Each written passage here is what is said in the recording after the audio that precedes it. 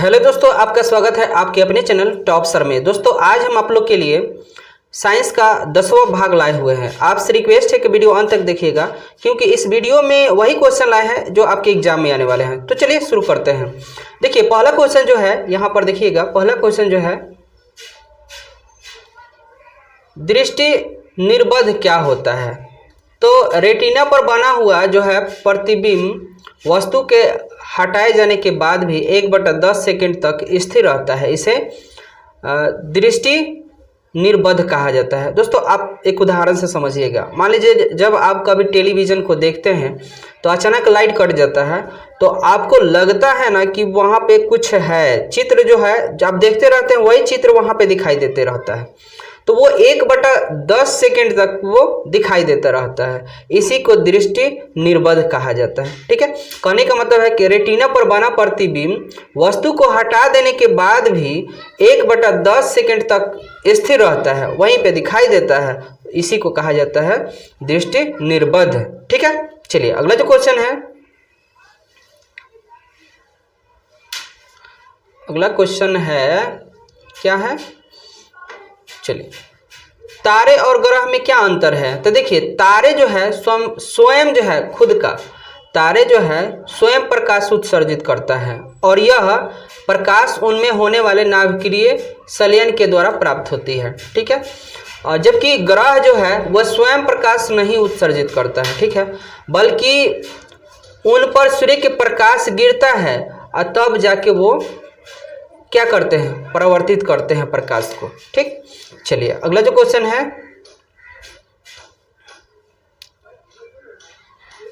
चलिए क्वेश्चन है अगला जो है फ्लेमिंग के दाहिने हाथ के नियम। तो देखिए यदि हम अपनी दाहिनी हाथ की 3 उंगलियां तर्जनी, मध्यमा और दाहिने हाथ मेरे ये रहा, और 3 उंगलियां ये वाला, ठीक है ना, 3 उंगलियां तर्जनी, मध्यमा और अंगूठा को एक दूसरे के लंबवत इस प्रकार फैलाएं कि ठीक ना, अंगूठा जो है चालक की गति की दिशा को बताता है और तर्जनी जो है चुंबकीय क्षेत्र की दिशा को बताता है, और जो है मध्यमा हमें क्या है, परिपथ में प्रवाहित होने वाले विद्युत धारा की दिशा को बताता है। ठीक है, उम्मीद है कि आप समझ रहे होंगे। ठीक है ना, चलिए अगला जो क्वेश्चन है,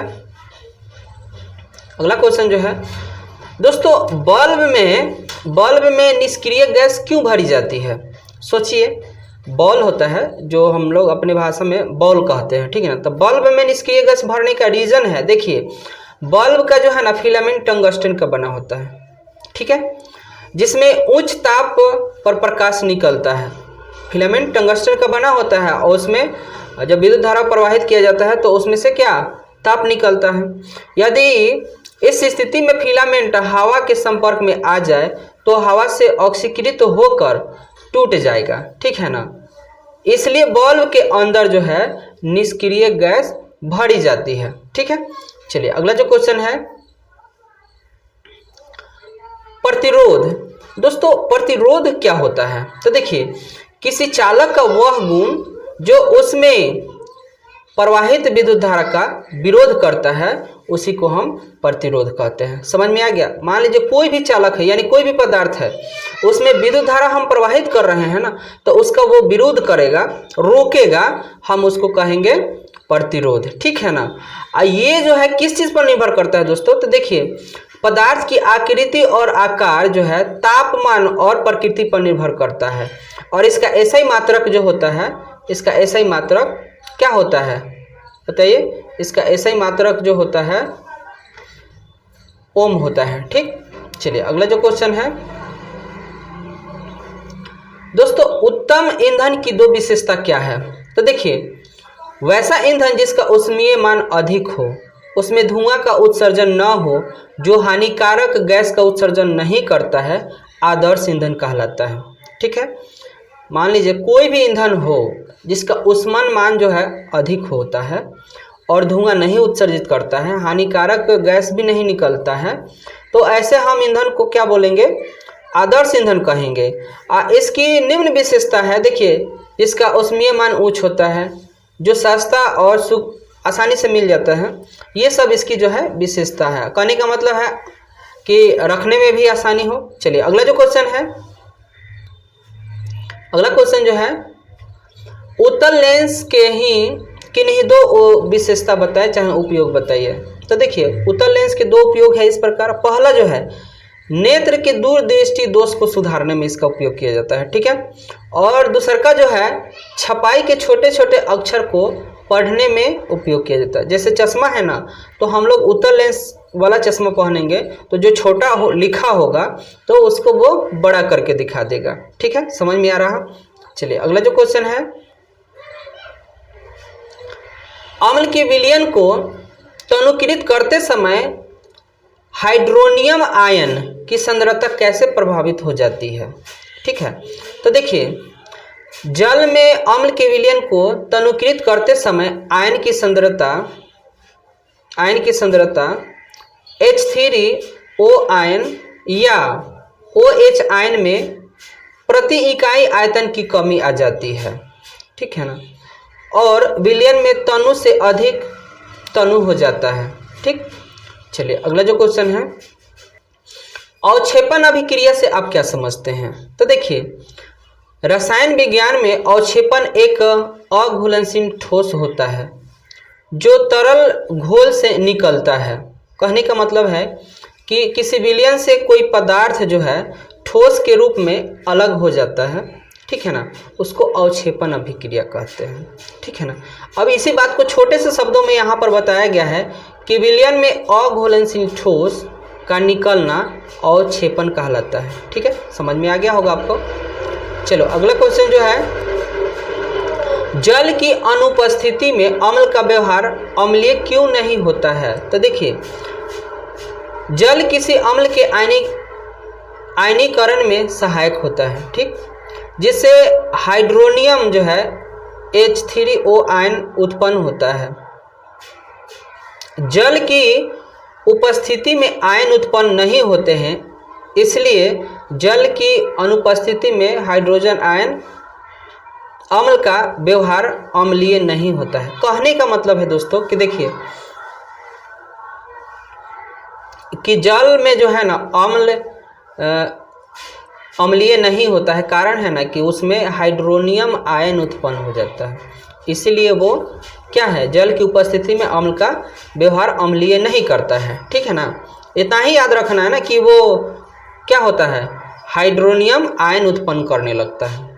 चलिए अगला जो क्वेश्चन है, धातुएं जब जल के साथ अभिक्रिया करती है तो क्या होता है। तो देखिए जल के साथ अभिक्रिया करके धातु जो है हाइड्रोजन गैस तथा धातु ऑक्साइड उत्पन्न करती है, ठीक। जो धातु ऑक्साइड जल में घुलनशील है और जल में घुलकर धातु हाइड्रोक्साइड प्रदान करता है। सिंपल सा बात समझिएगा, हाइड्रोजन गैस तथा धातु ऑक्साइड उत्पन्न करती है, ठीक है ना। चलिए अगला जो क्वेश्चन है, समजातीय श्रेणी क्या होता है। तो देखिए उदाहरण के साथ भी इसको समझाना है। तो कार्बनिक यौगिक को एक ऐसी श्रेणी जिसमें सदस्य के रासायनिक गुण समान हो तथा जिनमें एक सामान्य आणविक सूत्र से प्रकट किए जा सके, उन्हें समजातीय श्रेणी कहा जाता है। कह सकते हैं ना कि कार्बनिक यौगिक का ऐसा श्रेणी जो रासायनिक गुण उसका समान होता है और उसका सूत्र भी यहाँ पर बताइए CnH2n+2 है एल्केन का। और इसमें देखिए जो भी अगला समजातीय श्रेणी होगा उसका CH2n ग्रुप का अंतर होगा, ठीक है। चलिए अगला जो क्वेश्चन है, संयोजकता से आप क्या समझते हैं। तो देखिए किसी तत्व की संयोजकता एक संख्या है जो सूचित करता है कि उस तत्व के एक परमाणु हाइड्रोजन के कितने परमाणु संयोग करता है। समझिएगा किसी तत्व की संयोजकता एक संख्या है जो ये बताता है ना कि उस तत्व के एक परमाणु हाइड्रोजन के कितने परमाणुओं के साथ संयोग कर सकता है, ठीक। जैसे मान लीजिए यहाँ पर दिखाया गया है उदाहरण में H2O का परमाणु जो है हाइड्रोजन H के 2 परमाणु से संयोग करता है, इसलिए ऑक्सीजन 2 का संयोजकता 2 होगा, ठीक है। चलिए अगला जो क्वेश्चन है, नेत्र की समंजन क्षमता से आपका क्या अभिप्राय है। तो देखिए नेत्र लेंस की वह क्षमता है जिसके कारण वह अपनी फोकस दूरी को संयोजित कर लेता है। उसको संयोजन क्या है, समंजन क्षमता कहते हैं। या दोस्तों ये आप याद रखिएगा कि किसी वस्तु को आप देख रहे हैं, वो नहीं दिखाई दे रहा है, तो अपनी सलिएरी पेशियाँ को बढ़ा घटाकर देख लेना नेत्र का समंजन क्षमता कहलाता है। आई होप कि आप समझ गए होंगे। या एक उदाहरण समझ लीजिए, हमारे बीच जो बड़े बुजुर्ग होते हैं पेपर पढ़ते हैं, तो उनको जो पढ़ते समय बड़ी कठिनाई होता है, बड़ा मतलब वो उस पर जोर डाल के अपनी सलिएरी पेशिया को एकदम जोर देते हैं उस पर, और वो शब्द को पढ़ लेते हैं। इसी को नेत्र को समंजन क्षमता, ये हमारे दैनिक जीवन की बात है। अब देखिए यहाँ पे सूर्योदय के समय सूर्य जो है रक्ताभ क्यों प्रतीत होता है, ठीक। तो सूर्योदय के समय जो है रक्ताभ प्रतीत होता है क्योंकि सूर्योदय के समय सूर्य जो है क्षैतिज होता है, मतलब दूरी बहुत ज़्यादा दूर होता है, और पृथ्वी से दूरी अधिक होने के कारण नीले रंग का प्रकीर्णन जो है हो जाता है और लाल रंग का नहीं होता है, इसलिए हमारे आंखों तक आता है, ठीक है। चलिए अगला जो क्वेश्चन है, दो चुंबकीय क्षेत्र रेखाएं एक दूसरे को प्रतिच्छेद क्यों नहीं करती है।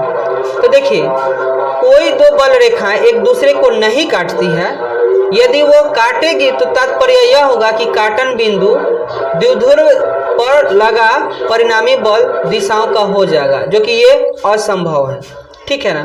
कोई भी दो है बल रेखाएं एक दूसरे को नहीं काटेगा, कारण है कि वो परिणामी बल जो है दो दिशाओं के होगा, ठीक है ना, इसीलिए वो नहीं काट सकता है, ठीक है। चलिए अगला जो